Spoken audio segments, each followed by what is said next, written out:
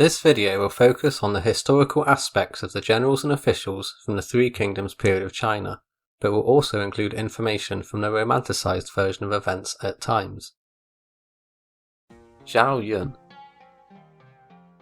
The poster boy of the Dynasty Warriors franchise and a household name in China ever since the Romance of the Three Kingdoms novel, although he is relatively well known from stories passed down for generations.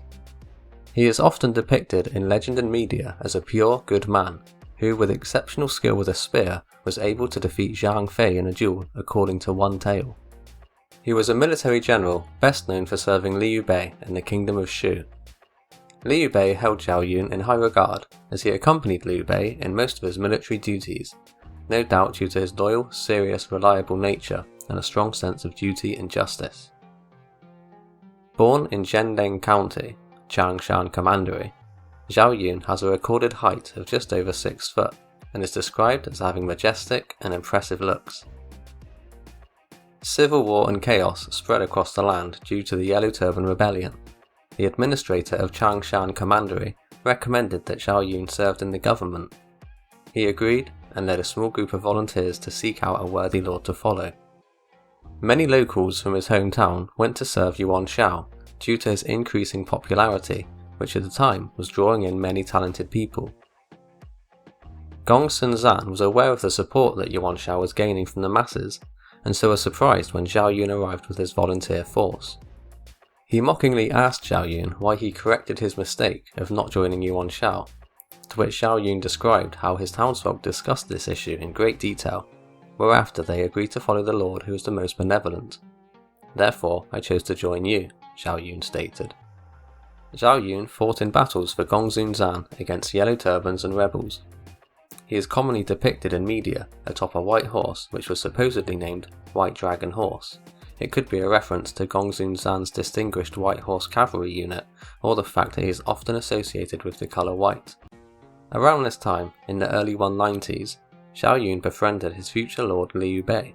The two quickly bonded, and Zhao Yun expressed his desire to stay close to Liu Bei, as he wanted to switch allegiances to him.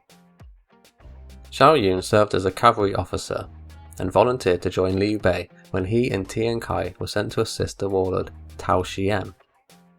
Soon after this, Zhao Yun's elder brother passed away, so he requested a leave of absence from Liu Bei to mourn with his family, stating that it was only temporary.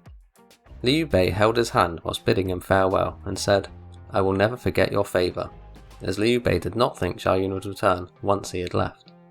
Almost a decade went by until they met again at Yuan Shao's city of Yi. They shared rooms and spent their time rekindling their friendship. Liu Bei deeply trusted Zhao Yun, and so gained his assistance in secretly recruiting soldiers under Yuan Shao's nose before they all left southwards to join Liu Biao in Jing province.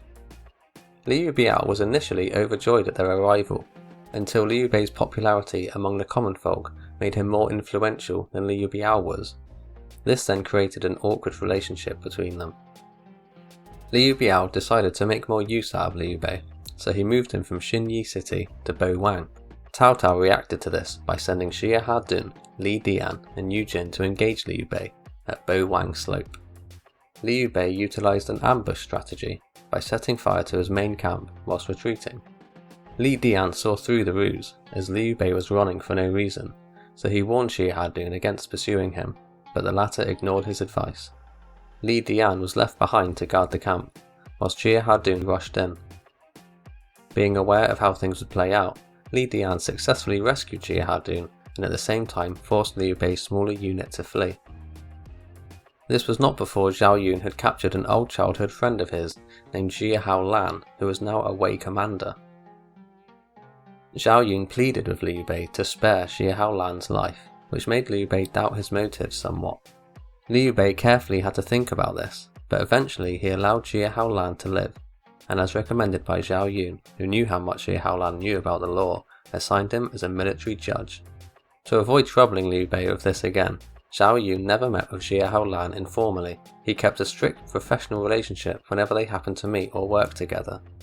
Having risked his own life to save that of a childhood friend's, Zhao Yun must have felt honoured to have a close friendship with such an understanding lord. In the year 208, Liu Biao passed away, whereafter his son Liu Kong surrendered to Cao Cao. Liu Bei was forced to flee south, but was caught by Cao Cao and his 5,000 elite cavalry at Changban. Liu Bei's forces, which included over 100,000 unarmed followers, weary and unprepared, were easily defeated and separated, which led to Liu Bei abandoning his family. Then, to make matters worse, rumours of Zhao Yun's betrayal started to emerge. Liu Bei threw a short Ji to the ground and announced that Zhao Yun would never abandon him. He was proved right, as shortly after this, not only did Zhao Yun arrive back at camp unharmed, he also had baby Liu Shan in his arms, who was no more than 2 years old.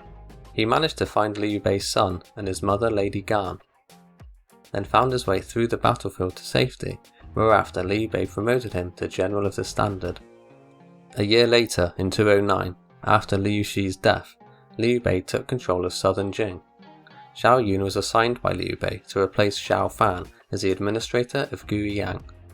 Zhao Fan attempted to form a friendship with Zhao Yun and offered to wed his famous beautiful sister-in-law to him, but Zhao Yun replied, "We share the same family name. Your elder brother is also like an elder brother to me." When others also pushed for him to agree to this, Zhao Yun stated how Zhao Fang was acting suspiciously for someone who was forced from their position, and that there are many other women in the world. Not long after this, Zhao Fan fled the city, and Zhao Yun was cleared of any suspicion because of his previous actions. To strengthen the Sun-Liu alliance, Sun Quan's 20-year-old sister, Lady Sun, was married to 50-year-old Liu Bei in the year 209. It's presumed that Lady Gan had passed away, as Liu Shan was left in Lady Sun's custody, whilst Liu Bei campaigned west into Yi province a couple years later. Lady Sun acted arrogantly during this period. Liu Bei and Zhuge Liang feared she could revolt at any minute with her 100 armed female guards, so the latter suggested to send her back to Wu. She may have even been tasked to purposefully make things difficult for Liu Bei by members of the Wu kingdom, as she and her entourage acted as they pleased with complete disregard for the law. In the year 211, Liu Bei specifically tasked Zhao Yun with upholding law and order in Jing province whilst he was away in Yi. Sun Quan sent a ship to collect his sister once he learned of Liu Bei's absence, so she tried to flee with Liu Shan. Zhao Yun rallied Zhang Fei and some troops to intercept her, which they successfully did, whereafter Zhao Yun had now rescued Liu Shan for a second time. Liu Bei and Liu Zhang met in armed conflict in the year 212. Zhuge Liang, Zhao Yun and Zhang Fei were ordered to lead reinforcements from Jing to assist Liu Bei's main force. They marched towards Chengdu, seizing the commanderies and counties as they went. Zhao Yun was ordered by Zhuge Liang to take an alternate route to meet up with Liu Bei at their future capital city. Victory was achieved in the year 214 after Jian Yong convinced Liu Zhang to surrender. Liu Bei discussed how to divide the newly acquired farmlands and households, as he wanted to reward his generals generously. Zhao Yun opposed this idea by citing an old Han general who was in a similar situation. Zhao Yun agreed that to earn the favour and support of the people, they should be allowed to go about their daily lives in peace, and we should wait a while before imposing taxes and conscription. Liu Bei agreed to this and took Zhao Yun's advice. In 217, Liu Bei began his Han-Zhong campaign against Cao Cao. Wang Zhong scored a victory by killing Xiahou Yuan at the Battle of Mount Dingjun, whereafter Zhao Yun rendezvoused with his forces, which together numbered between 10 to 20,000, at a camp south of the Han River. Huang Zhong received a report of an enemy food supply line at the North Mountain and so went to investigate. Too long a time had passed, and so Zhao Yun led less than 100 horsemen to go out and search for Huang Zhong. Zhao Yun spotted that Zhang He and Xu Huang had surrounded Huang Zhong at the North Mountain, and so led a small band of cavalry to engage them. Cao Cao's main force of 40 to 50,000 men soon arrived and almost surrounded them. Zhao Yun bravely led his men to charge the enemy, then pulled back, using hit-and-run tactics as the others fled. Cao Cao's armies then managed to regroup and isolate Zhao Yun's unit. Zhao Yun fought his way out of the encirclement, only to learn that a deputy of his was left behind and wounded, so he turned back to rescue him also. Cao Cao's army pursued them back to the camp, where Zhao Yun used the empty camp ploy, opening the gates, silencing the drums, and lowering the banners, whilst he stood alone at the gate. He then positioned his ranged units in a concealed area outside the camp.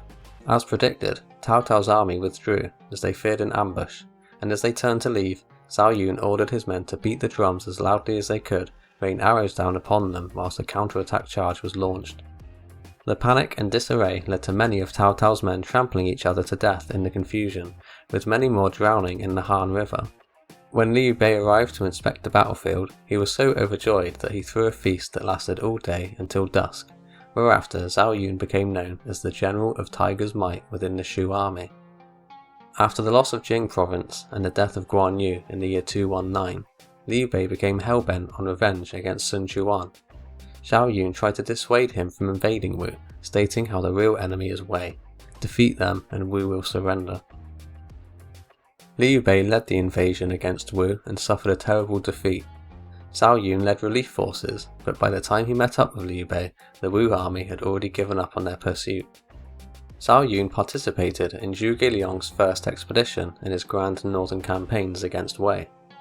Zhao Yun arrived at Hanzhong Commandery and was partnered with Deng Zhi. Their mission was to engage Tao Zhen in Mei County and hold his attention whilst Zhuge Liang leads the fresh troops to take Mount Shi. Due to the weaker troops under their command, Zhao Yun and Deng Zhi were defeated by Tao Zhen, which meant Zhuge Liang could not capture his objective. To make matters worse, Ma Su had also lost to Zhang He at Jieting, so Zhuge Liang was forced to call the campaign off, then ordered a full retreat back to Hanzhong. A council was held by Zhuge Liang to discipline the generals, where Zhao Yun was demoted for his loss. Zhuge Liang went on to inquire why the forces from Jieting were so disorganized in their retreat compared to that of the troops sent to Mei County. Deng Zhi explained that Zhao Yun led the rearguard. He ensured that our troops retreated in an orderly manner whilst leaving no equipment behind. Zhao Yun's firm defense helped minimize their losses, and his soldiers still had some silk amongst them, which Zhuge Liang wanted to distribute to help raise morale. Zhao Yun asked why should rewards be given out for failure. He pleaded that Zhuge Liang store it in the treasury to be a seasonal gift for wintertime. Zhuge Liang agreed to this. Zhao Yun passed away in the year 229 and was posthumously honoured as Marquis Shun Ping by Liu Shan. The name was suggested by Jiang Wei and others. Shun meaning obey or follow, which represent his kindness and virtue, and Ping meaning peace or pacify, because he performed his duties to standard and overcame chaos. Liu Shan's imperial edict towards Zhao Yun is as follows. Zhao Yun followed the late emperor and he made outstanding contributions. I was young then and experienced many difficulties, but I relied on his loyalty and faithfulness to get out of danger. I bestow this posthumous name on him to recognize him for his meritorious service and also because others have advised me to do so. Zhao Yun's eldest son served as an officer in the Imperial Guards, whilst his second son accompanied Jiang Wei in future campaigns against Wei. If you enjoyed this video, don't forget to hit that like and subscribe button, and I'll see you next time. There's a funny little folklore tale about Zhao Yun.